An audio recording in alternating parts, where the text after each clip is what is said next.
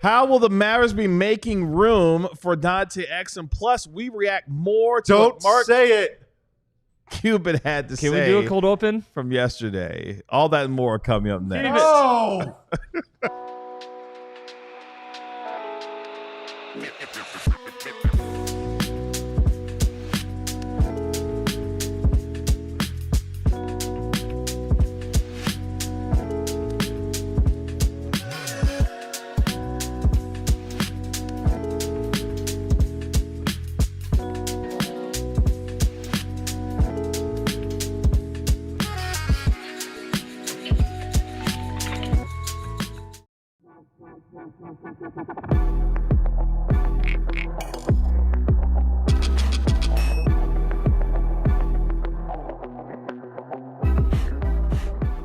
Hey, what's up, DLLS Mavs Nation? It's your man, Kevin Gray, alongside Mavericks beat writer Tim Cato, Mavericks analyst Bobby Carell, and a very happy national NBA insider, Marc Stein. We, of course, are DLLS Mavs, your favorite guys covering your favorite team literally every single day, specifically. Pat Gottlieb, Big Dave, come save me, man. Specifically at noon here at DLLS Sports. How will the Mavericks make room for Dante Exum? Is cooperflagg the runaway rookie of the year? Plus, we react more to what Mark Cuban had to say from his interview yesterday on this wonderful Wednesday, gentlemen. Tim Cato, what's going on? Nothing much. Wonderful Wednesday. I approve of this one. It's You an approve of that one? Yeah. You like the alliteration for that? Yeah, it could be a Waverly Wednesday, a Wizardly Wednesday. Okay, the Wizards of Waverly. Shout out to Disney Channel. There you go. Yeah, that was my era of Disney. Probably. Yep. I don't think y'all. Famous Jet Jackson was my era of Disney Channel. Yeah. Great television show. That's what I'm talking Tanner about. says yes Yeah. from Famous Jet afar. Jackson was He great. can't turn the mic on because we got 4 people. I know not of which you speak. I grew up on the Disney Channel watching Lizzie McGuire, Same. Kim Possible. Same era. Everybody say that is the same era. Jet Jackson? The famous Jet Jackson? Who is that? Well, He's not that famous, apparently. Well, unfortunately, he's no longer with What us. ages are you guys talking about? Because I have an Oh, he's NBA done. adjacent Yeah, story. Lee's no longer with us. I'm unfortunately. sorry. I did not know that. You didn't watch Hannah Montana? You weren't a big Hannah Montana Are you just trying to piss off Stein more? I'm pretty sure the Disney Channel did not exist in the 60s and 70s. Yeah. No, you was part of the whole Steamboat Disney Willie exist? era. No, my go-to, my day could not start without, I mean, you guys, the NBA meme of the 2 Spider-Men pointing at each That's other. right. That was my show. The original Spider-Man original cartoon. Spider-Man. Oh my Okay. goodness. That's a good That show, Fair enough. that episode in particular, Double Trouble, is one of the greatest animation episodes in animation history. I urge you to watch the whole thing if you can find it. Were you a Batman kid growing up too? Okay. So Spider-Man and Batman. But not Superman. My brother loved Superman. But yeah, Spider-Man and Batman. Spider-Man and Batman were your go-to. But so every time I see that meme on NBA Twitter, it just takes me back because that was my go-to show as a youth. A lot of folks. My go-to show as a youth was DLLS Mavs podcast. Well, that's not possible because you're clearly on this show right now. You ever seen the movie Looper? Wow. Isn't that Bradley Cooper? Is that Hayden Christensen? No, Hayden Christensen. My bad. No. But wait a is it, minute, Tanner? time out. Wait, who is it? This doesn't add up. Joseph Gordon-Levitt. Oh, it's Joseph Gordon-Levitt. Hayden That's Christensen right. was in the hit film And Bruce Jumper. Willis as Tanner. There we Looper. go. Tanner There we filled go. us in on that Totally different cinematic universe. We'd be hopeless without Tanner. And Bradley Cooper, I'm thinking, what's the movie where he like took the pill and like got smart and was able to do all this stuff? Limitless. Limitless. Yeah. Yeah, that's what I'm thinking. That movie was produced by my cousin's best friend. I was about to say it was a really bad movie, but now I'm not going to say it. What are you doing? Stein requested a trade before the show. I just want to trade request. I'm reporting that denied. He's rumors say that Marc Stein Sources. There are no rumors. He's holding We in. do not Sources. use we He's do not holding use in. the word How's that? rumors. How's that for an Rumors, NFL term? He's rumors holding in right implied now. that it's made up. We do not use the word a source rumors. tells me that Marc Stein boisterously stormed into the DLLS Sports Are studio we a this source morning or a team source? and We should clarify. demanded went directly up to the head of content, Bobby Carella, and demanded a trade Yes. to either Chicago or Philly. He gave a list of 2 teams. That's right. And That's we'll right. see That's if how we do it in the DLLS NBA. You give multiple your teams. list of destinations, and you will like it. Yeah. He did not request a trade to Miami. All right, that is not on the But here's the table thing. for now. Marc Stein, the only person at All-City Network with a no-trade clause. Oh, good point. And an exclusive one of one DLLS. And Bobby waved hat. and stretched me. Damn. Damn. So I got to make room for Omax. Which we'll get to Hang here on, in yeah. a little bit when it comes to Omax Prosper. As you see, Bobby will be displaying his love for Omax throughout the course of the show today. It is a little Because he shiny. might not be here that much longer. But before we get there, yesterday was our 1-year anniversary here at DLLS Sports, and we had one hell of a show here on our program as Mavericks minority owner Mark Cuban joined the program, and he had a lot, and I mean a lot, to say yesterday that had the NBA world talking quite a bit, including this, Tanner, what he had to say about the Luka Doncic trade and how he feels about it to this day. Fan is short for fanatic, right? And that passion is a good thing. And, you know, those things dissipate with time. We all were, you know, hurt when Luka got traded. Me as much as anyone, because I felt like I let people down, you know, by not being there.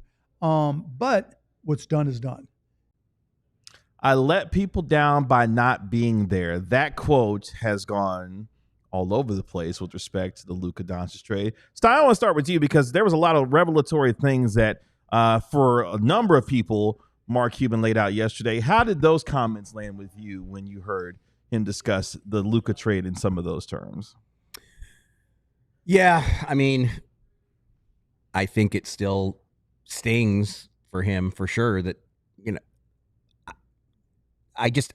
the thing I will constantly go back to is that at the time of the trade, Patrick Dumont he did not have an extensive NBA network. I'm not sure that he has one yet.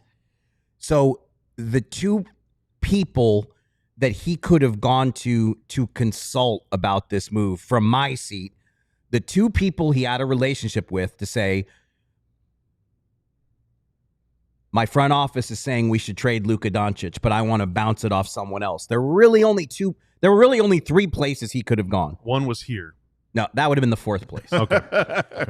I guess he We're his third place. He theoretically could have consulted the Corellis trader. But to me, the three places he could have gone for an external opinion would have been Mark Cuban, Dirk Nowitzki, or Adam Silver.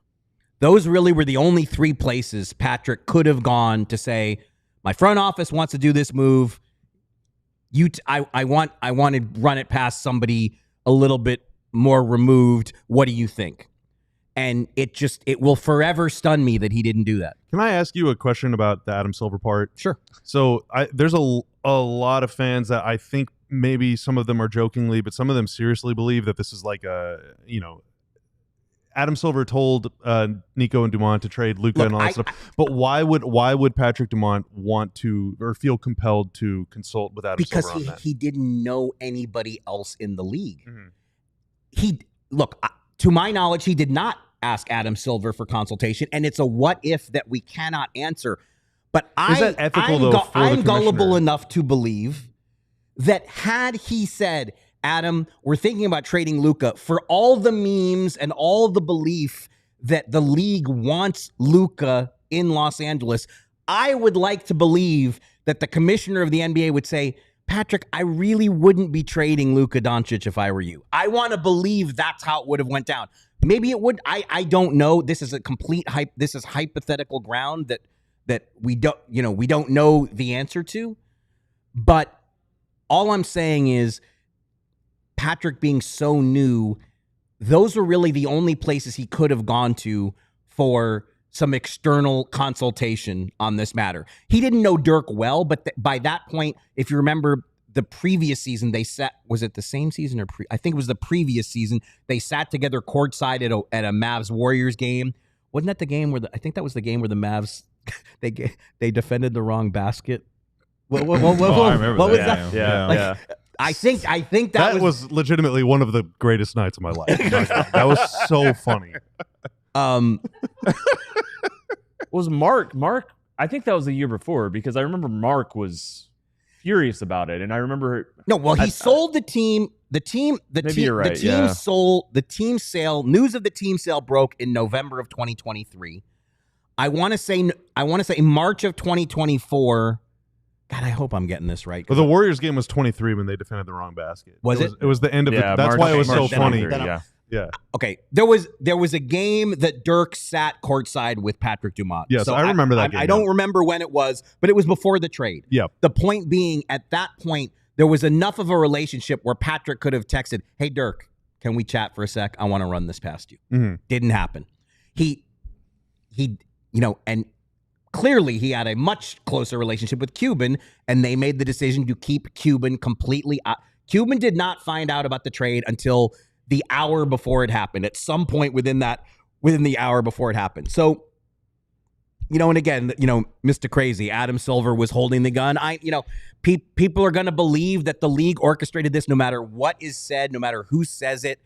And that's just going to be a conversation that always happens. Especially in light of the events that have taken place since then. With the whole 1.8%. Patrick Dumont also trusted the general manager that Mark Cuban had hired for the role. And so Mark Cuban's also responsible for, sure, Mark Cuban may have hired Nico Harrison with the idea that he's always making basketball decisions and that Nico Harrison is more of the relationships guy that is going to be in this situation, as a part of the front office. But then he sold the team and he still owns responsibility for that. I mean, it's a weird layered onion of dynamics of. I don't think there's necessarily anything wrong with hiring someone to be the GM, even if they're not going to totally be the GM. But I think it happens all the time. Yeah, in sports. You do kind of have to communicate. It is up to the next person to evaluate the situation, whether that's from asking around or just having that background of experience themselves and looking at this and saying, something doesn't seem right. Yeah. Do you guys think I'm crazy? No, I don't think you're crazy. If he would have asked Adam, you tell me. If he asked Adam Silver, what does Adam Silver say? I bet Adam would have said no, but I was asking you that follow-up on behalf of fans that are like, yeah, Adam Silver definitely would have said to trade him to LA because they want to sell jerseys. Or whatever. Again, maybe I'm just being naive. Well, my thing is, why would he need to take it to Adam? Go that far? But hard stop is Dirk and some of the close people. But I'm just saying, he has no network. He's too new to the league. Like Cuban is talk often about, I'm close to Genie. Like these owners form relationship with other owners. Owners have, what's the word? Consigliere? Is that how you pronounce? Great word. Like you have people outside your organization that you listen to. Like, the Lakers is another great example. Jeannie Buss always talks about how she still will ask Phil Jackson things. Phil Jackson doesn't have an official role with the Lakers, but obviously, that's the example I'm saying. And I'm just that. They also had a relationship at one point, too. Well, but my point is, Patrick Dumont was so new to the NBA that the only people, obviously his own general manager, but beyond that, I'm just still stunned. Are we almost 7 months later? September or 7 months in a couple weeks? No, next week. 6 months. I guess 6. It's 6.9 months. Yes. Yeah. 7 months. It'll be 7 months. Something of this magnitude, you are so new and you don't at least talk to Cuban or Dirk or, again, Adam Silver, maybe it does seem weird, but it's just, at least he knows Adam Silver. There's some level of relationship there. And I still think at the end of the day, he trusted the guy who had been put in charge and had succeeded in this very specific way to run the basketball team. I don't. Yeah, and they just went to the finals. So, I mean, the championship games. I think once Nico wanted to do this and Patrick was like, that seems like a good idea. I mean, yeah, probably should have asked around. But the only thing that I disagree with slightly is it's a little bit romantic to think that someone was going to step in and stop this. I mean, it's what the GM wanted to do. And then the owner said, yeah, I mean, you got us to the finals last year. And I do think Nico really sold. Hold on. Wait.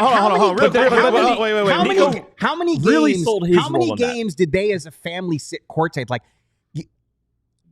You can feel in the building the relationship between 77 and the fans of this team.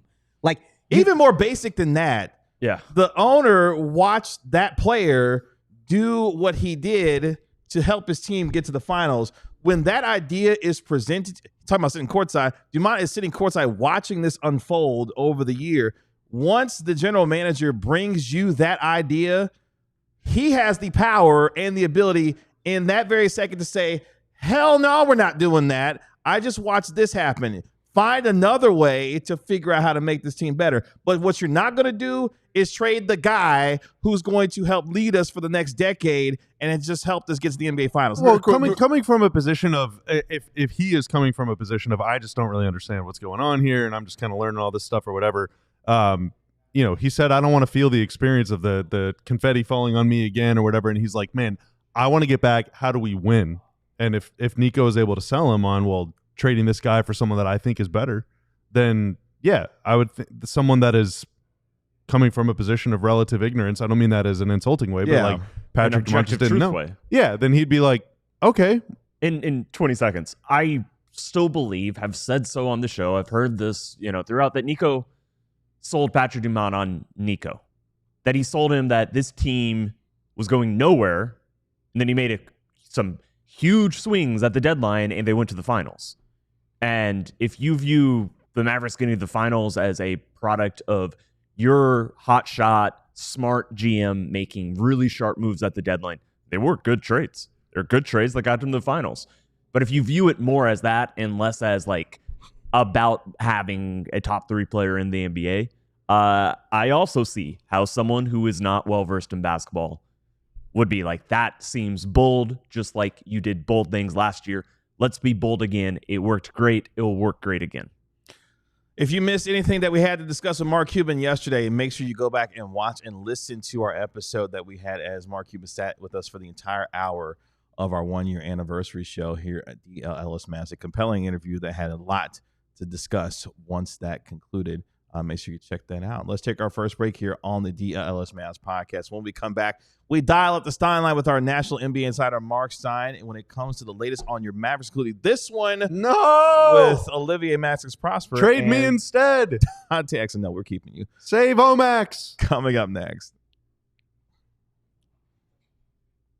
But it's football season, boys and girls. In fact, tomorrow marks just 1 week away before your Dallas Cowboys go to Philadelphia to take on. Oh, they're not mine. They're my Cowboys for sure. Take on the Philadelphia Eagles on Thursday Night Football to open up the 2025 NFL season. And I want you to be there or any other Cowboy game this upcoming season. And you can do so with Game Time and getting your tickets with them. They've got panoramic seat view so you can pick out exactly where you want to sit to watch Dak Prescott, CeeDee Lamb, and this high-flying Cowboys offense all season long. They've also got the lowest price guarantee, or Game Time will credit you 110% of the difference. They got the Game Time ticket coverage as well, so your purchase is covered with the most flexible customer service policy in the ticketing industry today. So make sure you take the guesswork out of buying your NFL and Cowboys tickets with Game Time. Download the Game Time app, create an account, and use code DLLS for $20 off your first purchase. Remember, terms apply. You can create an account and use code DLLS for $20 off. Tap, ticket, go. Download the Game Time app today. What time is it, gentlemen? Game time. Game time. Whether you need snapbacks, truckers, fitteds, beanies, or tees, Brandon Bills has you covered with performance and style. Looking for some gear to make your brand stand apart from the crowd? Brandon Bill also has you covered with the best custom apparel, custom headwear specifically. Start your order and their dedicated team will help you create the exact custom apparel you need for a startup business or fantasy football league or I don't know. What else would you get custom headwear for? Literally anything. Yeah, literally, it can be literally anything. I'm sure there are a lot of uses of this. They also have a partnership with 40 colleges. It's part of their campus collection, including TCU, Texas Tech, and Texas. Head to brandonbills.com and use code BBDLLS for 15% off your first order with Brandon Bills. Thanks for partnering with us. I was trying to fill 2 more seconds there. I don't know if that was the smoothest. Appreciate all of you hanging out with us here on DLLS Sports. Make sure you like, comment, and subscribe while you are here as well as we get that much closer to the 30,000 subscriber mark. We're not there yet. Almost. We are less than 150. That's right. Less than 150. Tanner away. loves that graphic. He knows I love it. He just loves just flashing it up It's a there. fantastic graphic. Should we allow Stein to be traded to a different All-City region? The answer is 95% said, hell no, that's not going to happen. While not the Thank other you guys. 5%. That's very nice. Thank you guys. I love the love. I I appreciate want to know it. who the 5% that said yes was. Well, it's one That's person. Yeah, Yeah. I was gonna say that's one. Just vote. Probably saying, Marc I want to Stein. know the one person who was like, yeah. Patrick Dumont. Click. Click. Get him out of here. Get him out of here. I think he'd trade our whole show. Let's could. let's dial up the Stein line here on our program today with our National NBA insider Marc Stein, where, quote, the Mavericks have ramped up their efforts to create the needed roster space to complete the signing of Dante Exum, sources tell Jake Fisher and Marc Stein. The push has focused on finding a new home, Bobby Karalla, via trade for Olivier-Maxence Prosper. Marc Stein, what more can you tell us? 7 and How 9. dare you? Bullsh. 7 and 9 bullsh. It's so funny because I was actually going to It's put not it. funny. No, not that. I was going to put it in the group. I was going to put a note in the group chat that, like, hey, make sure we get that picture of Bobby celebrating the Max draft I pick. was already on But the I, wavelength but with I you. didn't even need to put it in the group chat because it Yeah, I had you. I put it up before the show started. that draft was the first time that Bobby and I ever worked together. We were thrown together as co-analysts alongside Chuck Cooperstein Chuck! on a 97-1 NBA draft show. And like I said, obviously I knew Bobby, but it was the first time we worked together. And the sheer joy, I mean, like, you guys were with him when cooperflagg, when that happened, but like, I think he was just as happy when the machinations, when the dominoes started falling for the Mavericks to be able to acquire, was it the 24th pick that they acquired from Sacramento, like that. to be able to, and this guy was fist pumping like they won the lottery to get Omax. So when I put that tweet out this morning, I was thinking of you, because that that's is what nice. the Mavs are trying to find. I've been hearing this since the weekend. The Mavs have ramped up the efforts to try to find a trade home for Omax, because we know they have a deal, a verbal agreement to re-sign Dante Exum. They need every ball handler they can muster. They don't have the roster space to just sign Dante Exum. They already have 15 standard contracts. So, and you know, there are some cap machinations and cap issues that are kind of pressing. So it'll be interesting to see how quickly we get a resolution to this. But and the other thing too, let's not forget that after Labor Day is typically when you start to see players from all over the league come back to practice facilities. That's when the pickup games start. You know, that's kind of like the unofficial soft launch to training camp is right after Labor Day. You know, that's when you start seeing a lot of guys come back to the gym. So Are you saying Mavericks were? I thought if Mavericks players wanted vacations, they wouldn't do it here. Not with the Mavs. Oh, Max, what took one too many vacations? Must have been.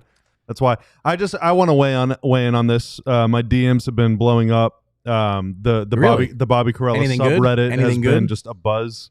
have a No, subreddit. it's all You all should, bots. actually. I do not. I'm gonna make a start sub- one. Please do not. I love it, guys. You can't stop. Don't make a subreddit. To evaluate all my chess games. Sure.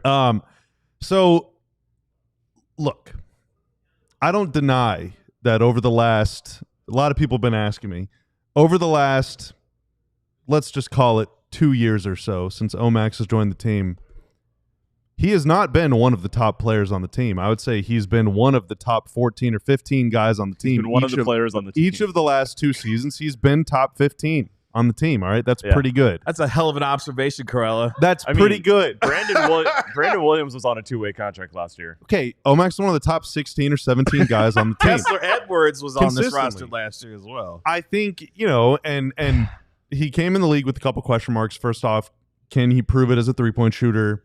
And, you know, for as hard as he played, did he have the I mean, not athleticism, because everyone in the NBA is super athletic, but like the athletic prowess to defend quicker guys, because he's a little clumsy-footed, sometimes slow-footed. But the thing that he does and the traits that he has, I think, are vital for teams that want to win. I'm not saying that he has to be that guy, but the reason I was so fired up when they got him is because he is one of those guys. You know, He is not a if I don't get 7 shots tonight or more, I'm going to be pissed off kind of guy. He's not a please pass me the ball right now kind of guy. He's a, oh, there's a loose ball, I'm going to go get it. Oh, there's a lane to fill on transition, I'm going to do that. Oh, you need someone to just be annoying on defense and maybe hit people a little too hard every now and then, I'll do that. You know, he is a we, not me guy, and every team needs one of those guys. Now, it is a little different. Every team needs multiple guys like that.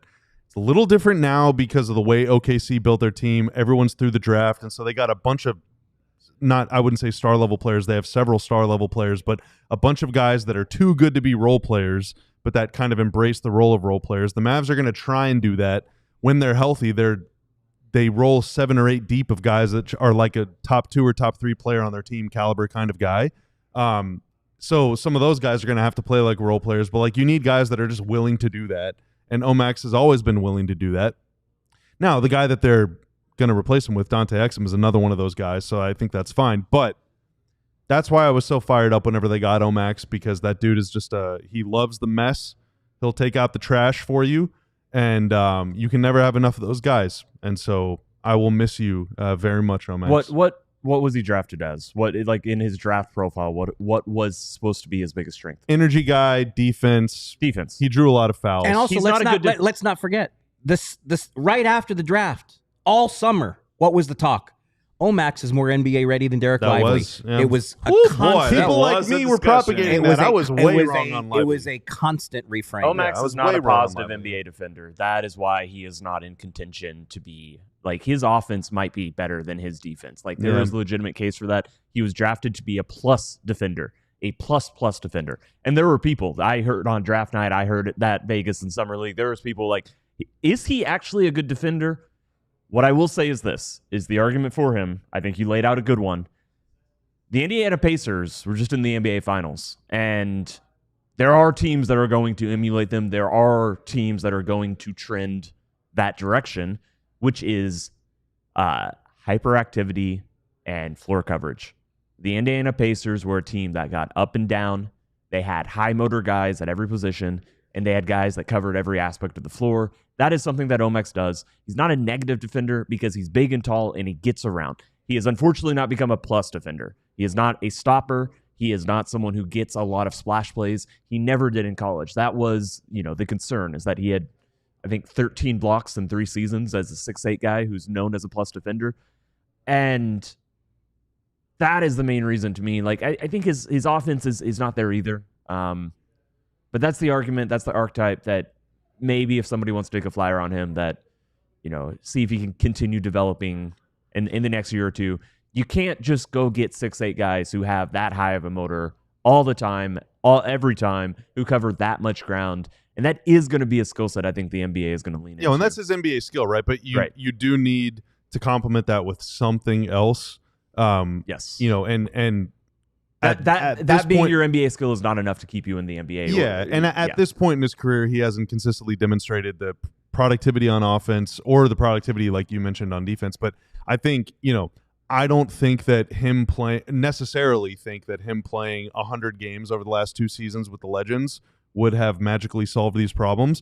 But in part due to a lot of injuries, and in part just due to the way the roster was built, Omax wasn't able to spend as much time in the G League as maybe he could have or should have. He had to be on the big league team with the Mavs because even his rookie year, the 23-24, whenever everything was great, like, they dealt with so many injuries that season. And so, he hasn't had 2 months to just go down to the G League and, like, don't worry about whether the shot goes in or not, just go jack him up. Like, that was never he did that for a little bit, but that was never like a consistent part of his development the way that it maybe could have been or should have been. But also the team knows more about him than we do, and so maybe they saw this coming about him for a really long time. I know a break is forthcoming, but I got to ask one more thing. Okay. How do you feel about what if they have to attach an asset to him to trade? That would him?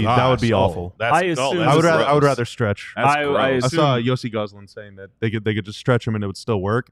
I would way rather do that than give up a second round pick. I assume basically what is going to happen is they're going to determine whether they should stretch and waive or they can dump him to the Brooklyn Nets, the only team remaining with salary cap that would be in. There are potentially other ways to do it, slightly more complicated. but I would guess that is the I situation. must agree that I do not love the idea of attaching a second-round pick when the team only has two in the Yeah, 7 years. 1 or 2, Yeah, right? 7 years. That would be an awful piece of business. What happened to the one that they had this year? They used that one, right? Oh, no, that's in Philadelphia somewhere. Oh. Real quick, got 30 seconds. Nice. Before Well, we they take must have this- traded for a player that's going to be in the rotation next season, right? We'll see. Where are we on with PJ Washington? We know that he's eligible for his contract Pro. extension on Friday. He's better you than had reported Omax. earlier this week that it's likely that he will sign that extension. I just keep hearing the same thing. I mean, we're still a couple days out before he's actually eligible. The working assumption, based on everyone I've spoken to, is that some sort of deal is going to get done. Now, the rub will be, what does the deal look like? I would imagine the most the Mavs can pay him is 4 years, just short of $90 million. I would imagine that's what PJ is angling for, the max that he can get.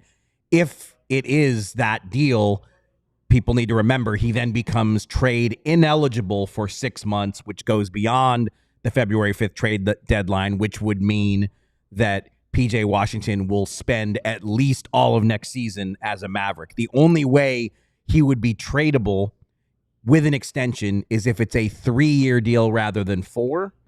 And if his year one salary in the new deal is less than 20% of a raise, his number for 2025-26 is $14.2 million. So if he gets 20% more than that in year one of his new deal or a 4-year deal, he is ineligible to be moved next season. Similar to how Lauri Markkanen, if you remember last year, Lauri Markkanen waited 1 day past the 6-month restriction to ensure that that the Jazz could not trade him last year. So But he just is like, I don't want them to trade me to a worse situation, to a worse team. Well, we're already past that, right?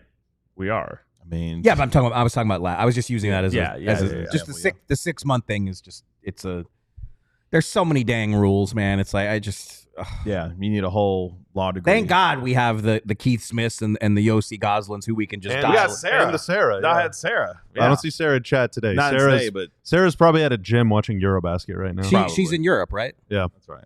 Enjoy. Why is she not giving us like daily correspondent reports from Europe? Maybe you should Oh, follow her on you should have Twitter. asked her. I do not believe the Mavericks employ a European. Maybe that's Let's take our next Part of break it? here on the Zero. DLLS Mavs And yet podcast. she's still there. When we come back, is Cooper Flagg the runaway rookie of the Yes. year according to this particular poll? Segment over. We'll discuss we it can next. play the clips we didn't play in the first segment. Hey. Hey, Hi. Hello. We Robert. are 1 week away and a change from the start of football season. Woo! Oh my God, y'all. We made it. Oh, Now, we just ran this training camp deal. Right now, we're doing something a little different. It's a football club intro offer. All right. So I know this is a Mavs show. Some of y'all might like that football team that plays down the road here. Kevin, I know you're one of I them. love him. If you're a better, big for Cowboys worse. fan, or hey, if you're just a fan of sports Usually in worse. general, you should sign up to become a diehard. Take advantage of this football club special. It's $36. When you sign up, you can get one of 3. So that's the 88 Club shirt. That's named after or themed after what? The 88 Club. Yeah, well, it's what is like Yeah, the wide design receivers. inspiration is from. Oh, Bullet Club from The Bullet Pro Club, Wrestling. yeah. That's right. But then you can also get one that says "Dem Boys," and then you can get one. I can't. What does that? What is it? It's a horse. Oh, nice. It's a cowboy it's a riding cowboy a ride, horse. a bucking, not a bronco, a bucking cowboy horse. DLS football.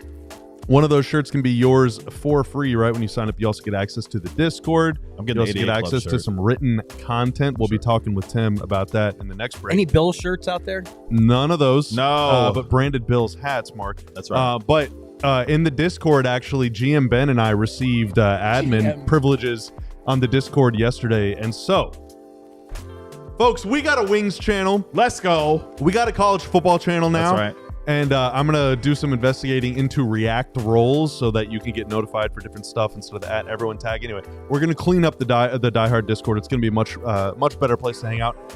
Also, you get a 20% discount on merch, 20% discount on events, and you get a physical diehard card. That's right. Thank you to all of us, all of you who support us Also, thank you to the folks whose names, including Kleb, whose names are on the pillar over there. The metaphoric and quite literal pillar of our community is the diehards. And so thank you to all of you who have supported us. Who will win the NBA's MVP? Who will be the Rookie of the Year? Who will be the NBA's Sixth Man of the Year? Let's go through some. You guys are promoting that website's list? Hey, man, this is content.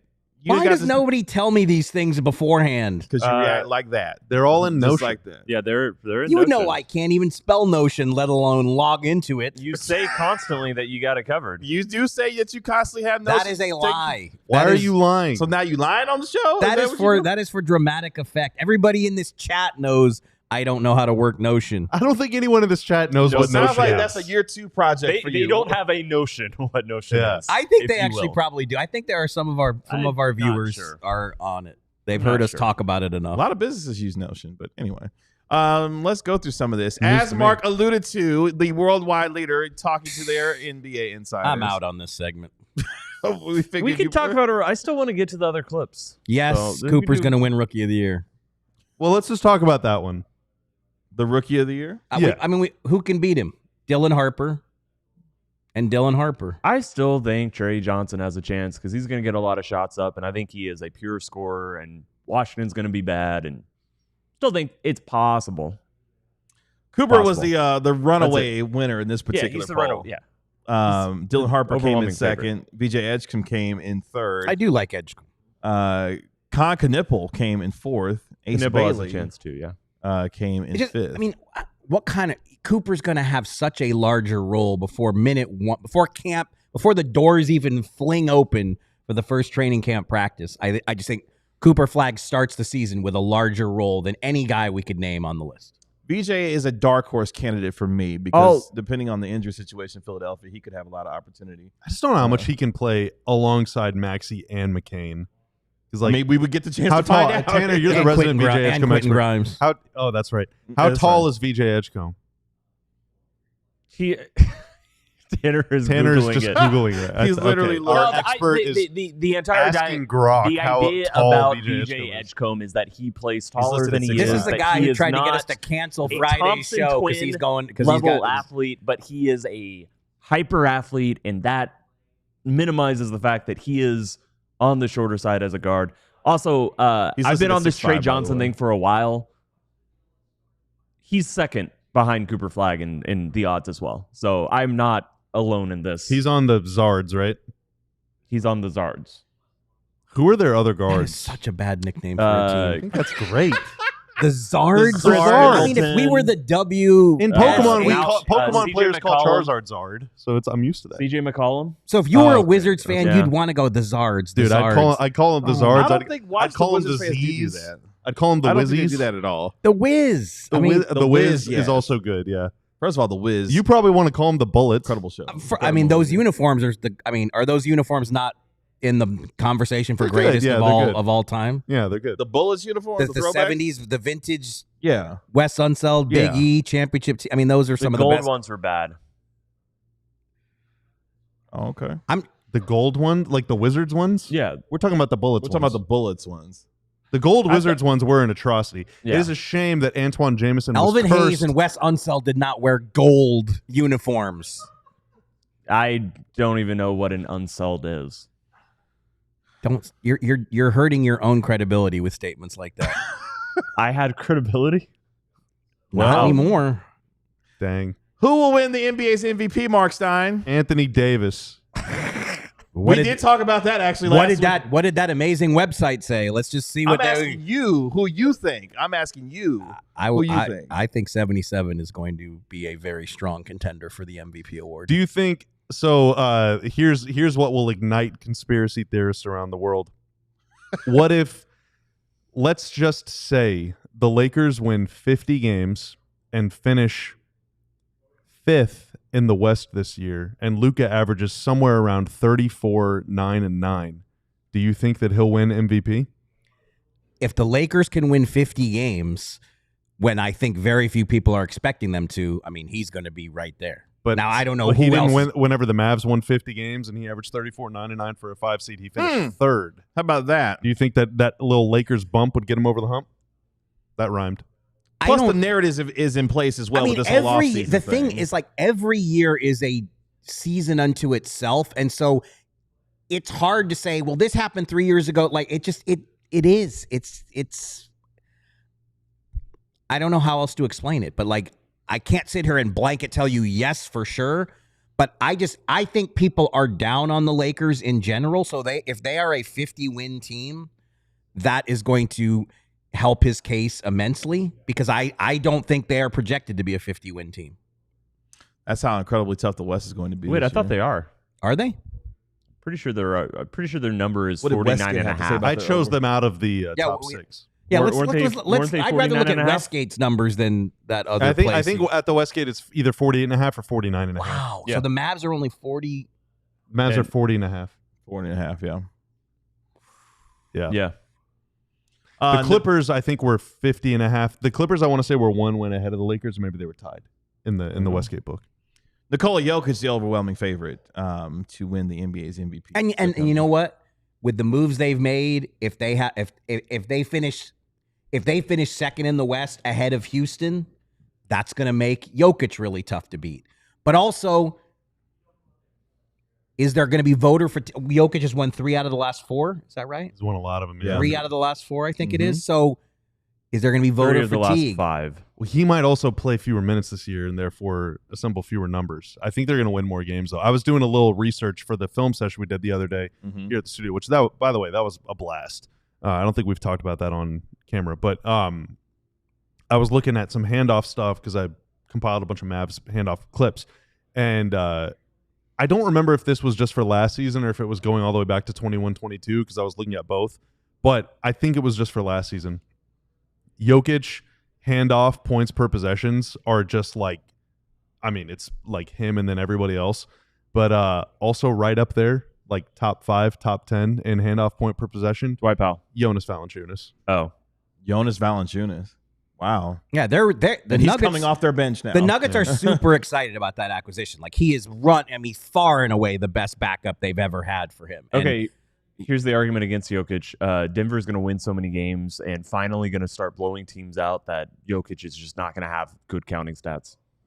I actually It could be. really easily He'll probably see just put that up a scenario. triple-double in 3 quarters and See, then now, go sit down. you see there, I Shahid could see Malik him says having- 50 wins isn't enough, and this speaks to, I have not been an official MVP voter since the 16-17 season, but the way I always 50 was like, if you get 50 wins, that's who I'm lasered in on. And the last time I voted, you know, I'm one of those voters that people are mad at because I voted for Westbrook. The Thunder didn't win 50 games that year.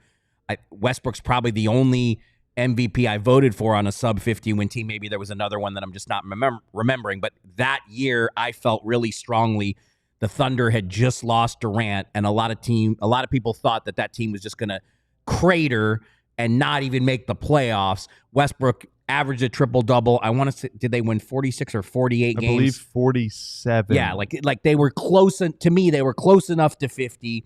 Westbrook, the first player since Oscar to average a triple-double, and the expectations for the Thunder were so low. That's why he got my vote. But, you know, that's one of the more controversial years. But to me, like, 50 wins, if you're in the 50-win club, That's the threshold. You would for think. me, like that. Yeah.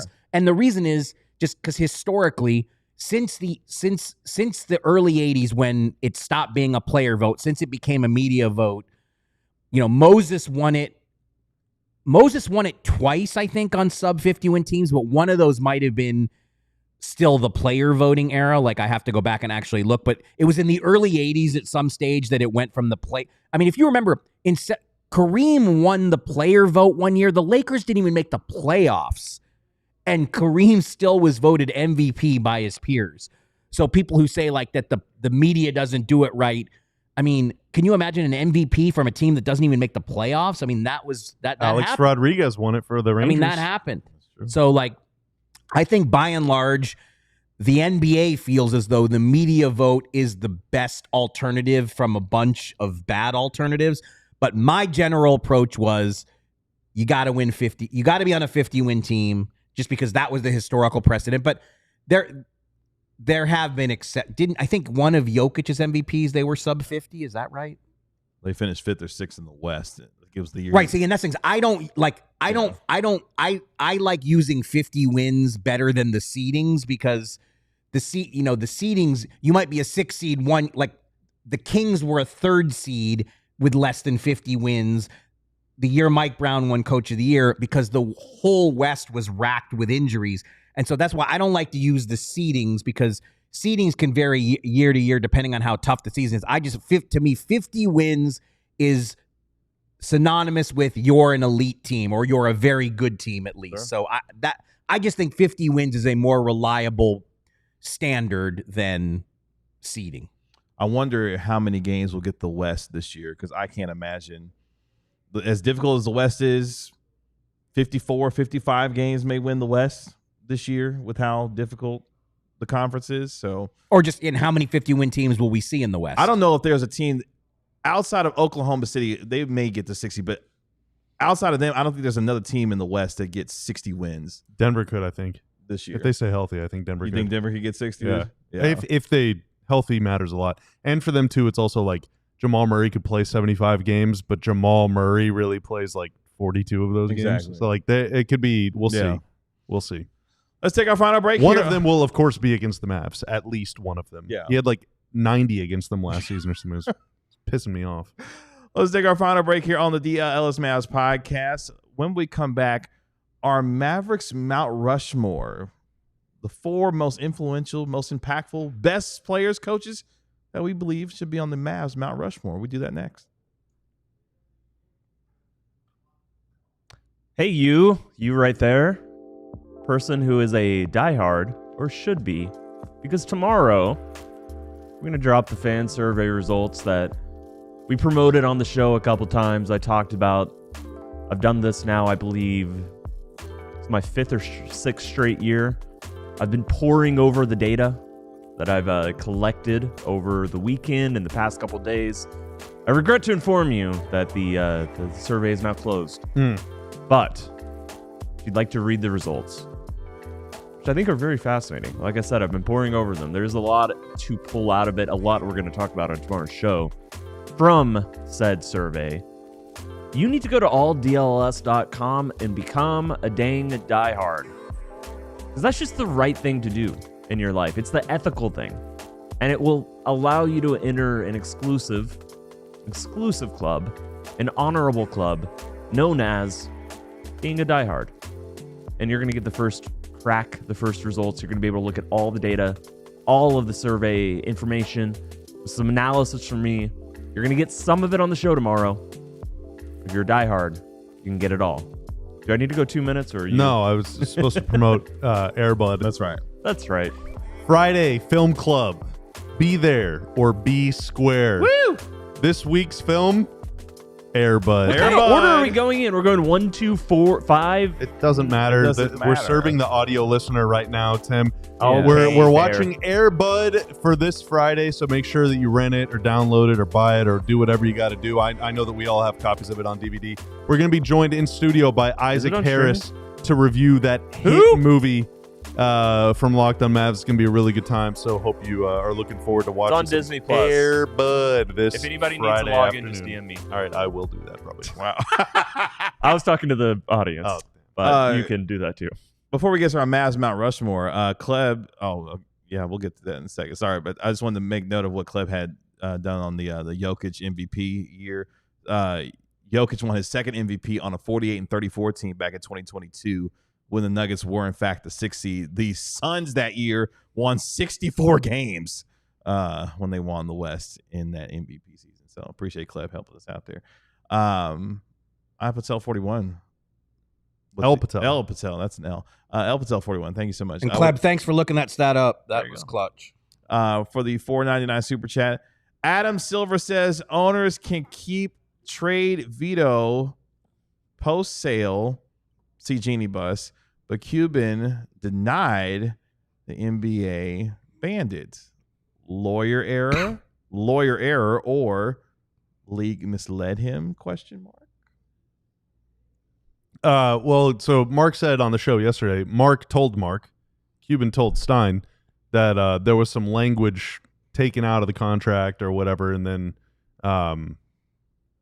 That I mean, he didn't reveal like very specific stuff because I'm sure that that's all legalese. I wouldn't understand He it did anyway. to Mark. Apparently, well, we can't say that. All right. It happened on the show. He put no. I mean, He could have been showing him a meme. All right. What are you doing? Are you snitching? You're snitching. He said he was going to show Mark, and You're then snitching, right? No, he said he was going to show Mark, and then he showed Mark something on his phone. Sourcing call.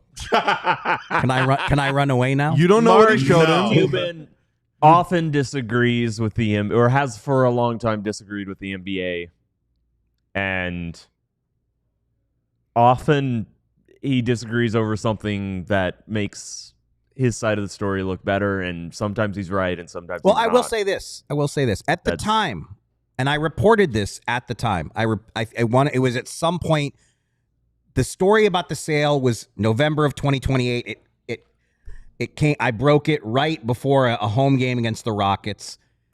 Then a month later, I reported there was nothing written in the contract that said Cuban retained control of basketball operations. But I remember at the time that there was some saucy discourse that the only way it could have happened at the time was that if there was a separate employment agreement that Cuban could have pushed for. But the word then was, he didn't want to have something that said he was an employee because, he hadn't been an employee since, his whole story, his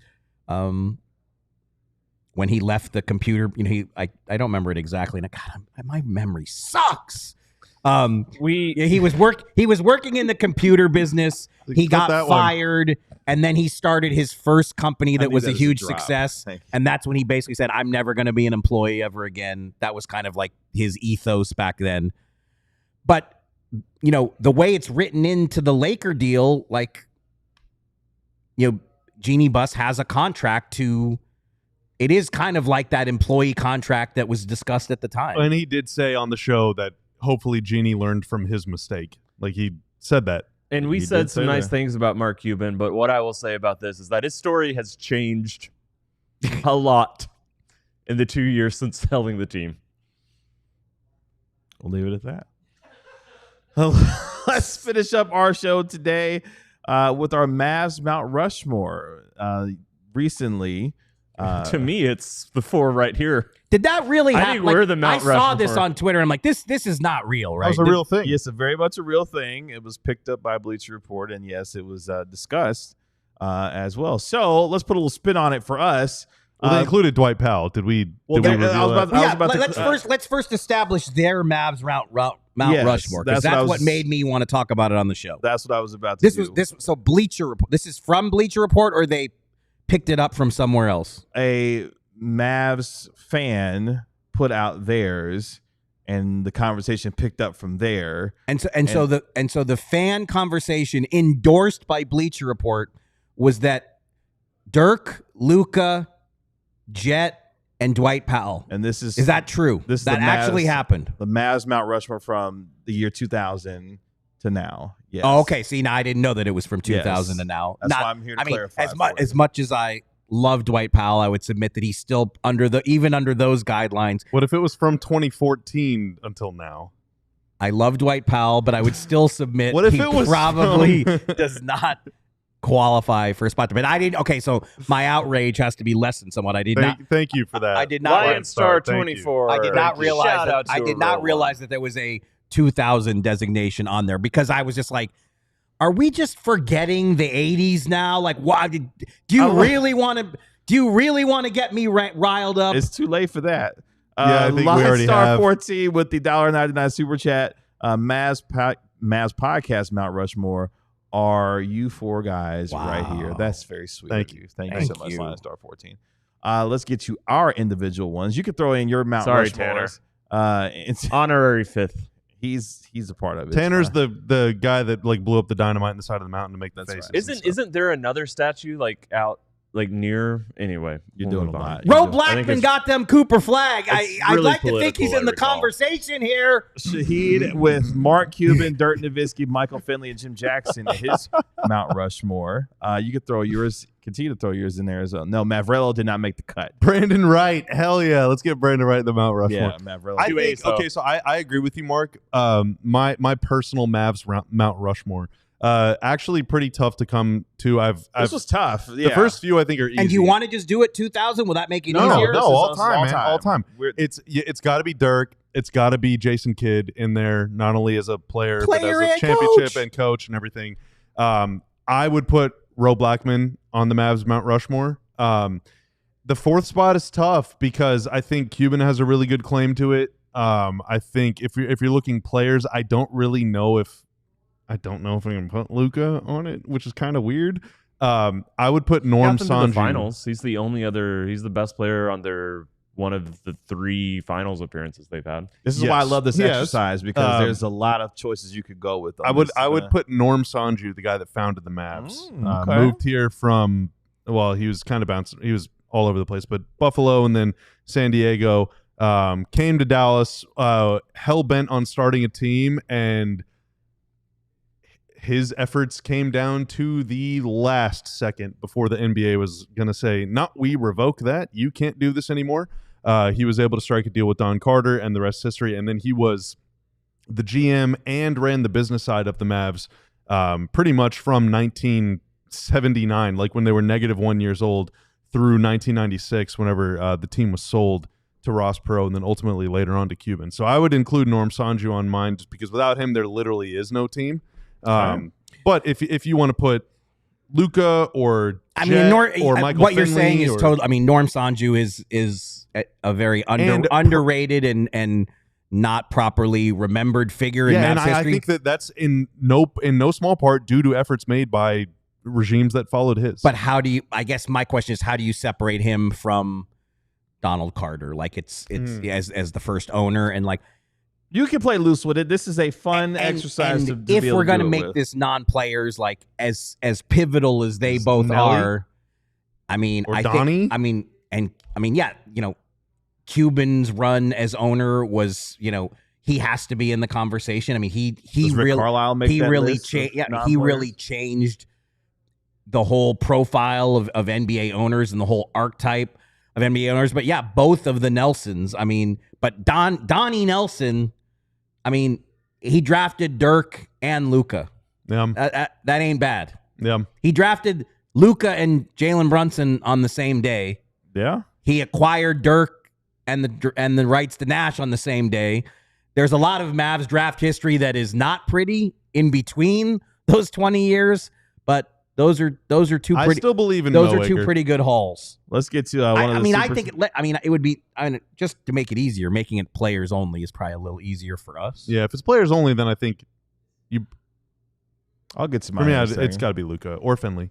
Is And this, it like I would go Dirk, Luka, Rowe, and Kidd, but that's this is interesting that's because there's tough one player that Jet, no one is. Jet and Finn like like There's one player and no Matt, one's mentioned yet. I'm Matt, gonna I get mean, to. I'm gonna say here in just a second. $1.99 super chat. Thank you, Lahoso, for that. Mavs, Mount Rushmore, Luke, Dirk, Powell, and the Maniacs. You get Big Rob up there. Let's go.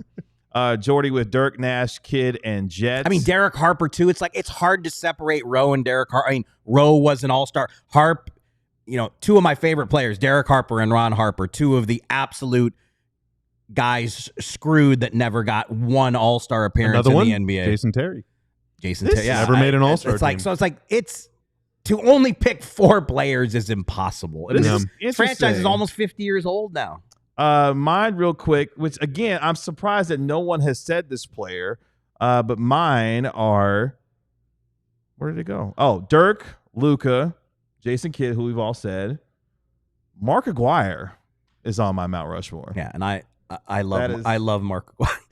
Yeah, and I went with all Shaheed players. Malik I did all poking players. fun at my old age there. Mark, we weren't even born yet. I mean, it's true. I wasn't born. Okay, for but that. you know what? I think if you're That's going to go true. with a guy from the That's 80s, you should go true. Rowe over Some of Aguirre. you were not born for the 80s. However, I almost had Rowe over Mark Aguirre, but I lost. So Mark Aguirre was. But it's a coin flip. It's both are for defensible. I think Rowe over Aguirre just because of the way it ended, and Yeah. I understand Rowe that. still is with the team. And again, Rowe now has Cooper Flag on his resume. Yeah. I mean, I'm not joking. Yeah, and I'm biased. I know Rowe, and I think Rowe is just the most wonderful person ever. I've never met Mark. I love Mark So, Aguirre too, though. Yeah. Mark Aguirre is like it was so. I haven't I went gotten up to for meet a him pure or anything. player. like I Yeah, loved yeah. that we were here for Yeah. draft night, but like I would have loved to have been there just to go see him. I haven't seen him in ages, and he could play, man. Shout out to Mark Followell, who makes El Patel's 41. Mm. There we go. I would put Studio 41 on the Mavs Mount Rushmore. Of course you would. Of course you would. Is that like Studio Ghibli? That will do it for this rambunctious episode of the DLLS An Mavs episode of podcast complete today, non-agreement. which is fine. No, I agree. It was. Disagreement is healthy. That- This So- answer is going to piss me off. That was the entirety of today's show right there. Are you going to be in a better mood tomorrow? Not at noon. That is the great producer, Tanner. Thank you so much for helping us out today, as you always do, sir. That is a very grumpy but yet happy National NBA insider, Marc Stein. That is our Mavericks analyst, Bobby Curl. That's our Mavericks beat writer, Tim Kittle. I'm your host, Kevin Gray. We are DLLS Mavs. We'll talk to you, all four of us, tomorrow at 12 p.m. Y'all be good. Peace. We all silly like the mayor.